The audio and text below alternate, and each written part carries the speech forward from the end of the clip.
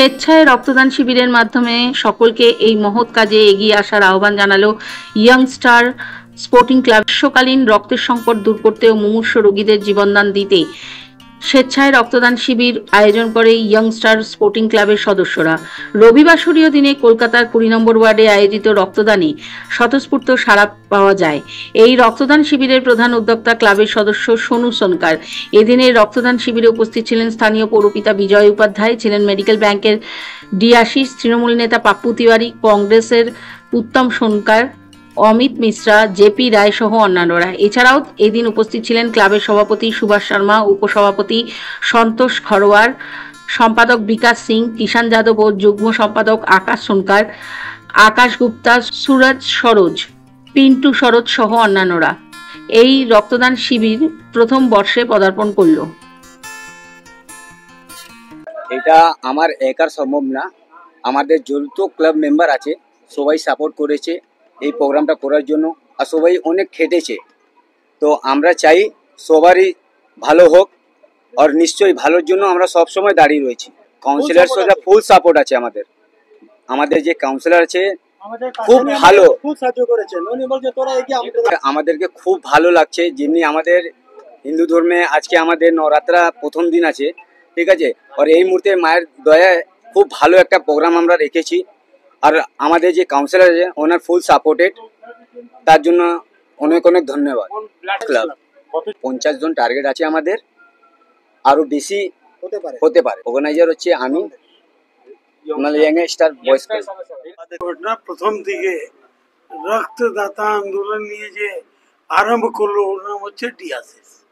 আর মুখ্যমন্ত্রী মমতা ব্যানার্জি হওয়ার পর যেভাবে উনি রক্তদান করার জন্য উৎসাহিত করলেন, ক্লাব থেকে নিয়ে পুলিশ থেকে নিয়ে সবাইকে ইনভলভ করে দিলেন।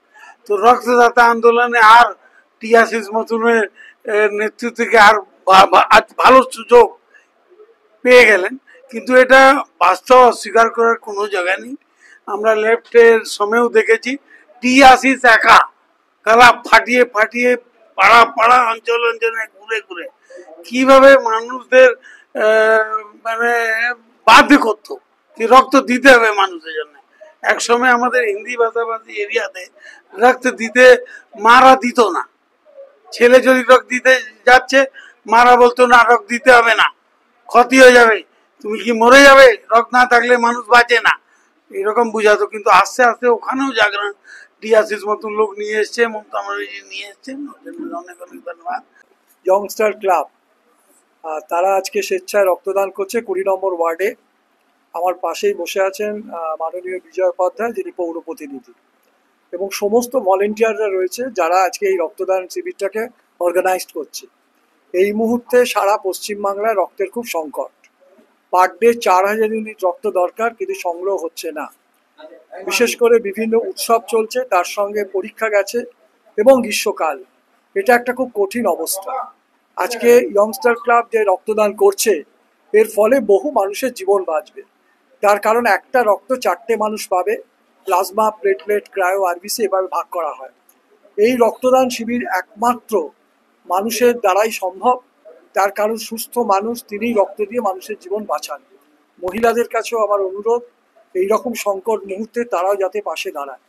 তার কারণ আমরা জানি ঈদ উৎসব হচ্ছে, বহু মানুষ সেখানে যুক্ত আছে। তারপর রামনবমীর মতো উৎসব হচ্ছে। এই উৎসব চলাকালীন অনেক ক্ষেত্রে অনেকে রক্তদান শিবির করছেন না। কিন্তু মানুষের যখন রক্তের প্রয়োজন হয়, ধরো গর্ভবতী মা, অ্যাক্সিডেন্ট কারোর হয়েছে, কেউ হয়তো হার্টের অসুখ, কারোর কিডনির অসুখ, থ্যালাসেমিয়া, হিমোফেলিয়া, এই বাচ্চারা, এদের তো আর কোনো উৎসব মানবে না। ডাক্তার যদি অ্যাডভাইস করে যে কে ব্লাড দিতে হবে, তখন তো ব্লাডটাই জোগাড় করতে হবে। তাই প্রত্যেকের কাছে আমার অনুরোধ, এখানে যত ছেলে আছো, পশ্চিমবাংলায় এরকম একটা সংকট চলছে, তোমরা সবাই রক্ত দাও। আর যারা 65 বছরের ওপর, তাদের আমি আহ্বান করব, যারা রক্ত দিচ্ছে তাদের উৎসাহিত করুন। আর যারা 18 বছরের নিচে আছে তারাও আজকে আসুন।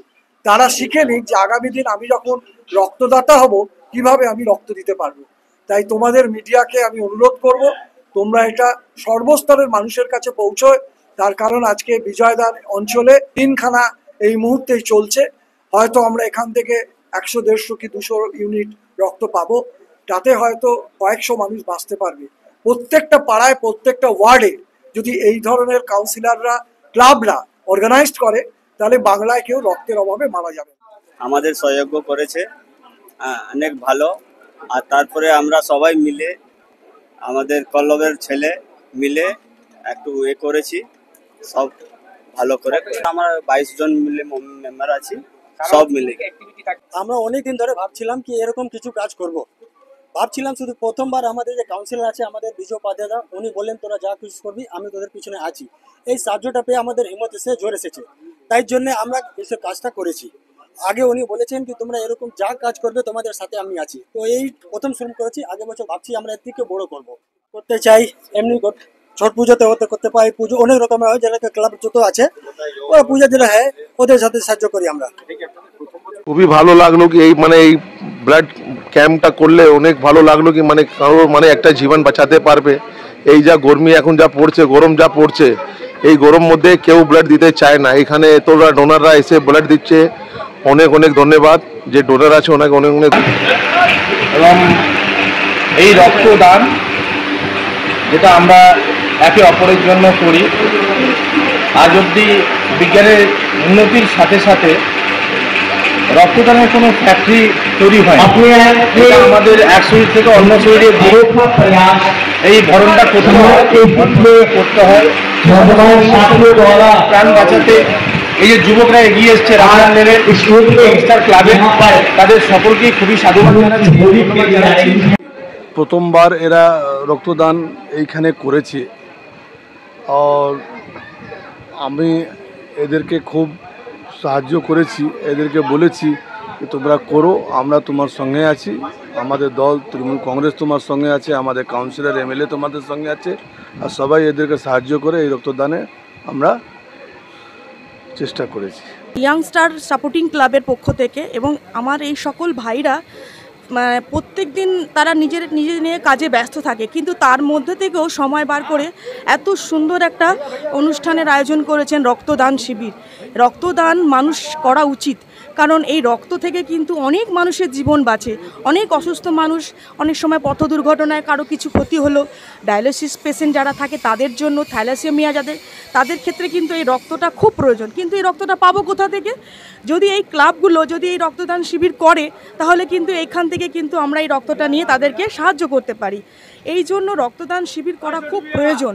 আর গরমকালে বিশেষ করে রক্তদানের রক্তের অভাবটা বেশি হয় শীতকালের থেকে, কারণ এই গরমকালে যত বেশি রক্ত আমরা স্টোর করতে পারবো তখন সারা বছর আমরা সেটা ব্যবহার করতে পারবো, মানুষের উপকারে লাগতে পারে। তো সেই জন্য আমার দেখুন, এটা হচ্ছে যে সব থেকে আজকের দিনেতে ব্লাডের এত সমস্যা থাকে যে যাদের দরকার থাকে, যে মানুষের বলতে তারা ঠিকঠাক মতন ব্লাড পায় না, আমরা তাদের জন্য একটা ছোটখাটো একটা প্রোগ্রাম অনুষ্ঠান করেছি যে তাদের পাশে যাতে আমরা দাঁড়াতে পারি, তাদের সহযোগিতা করতে পারি।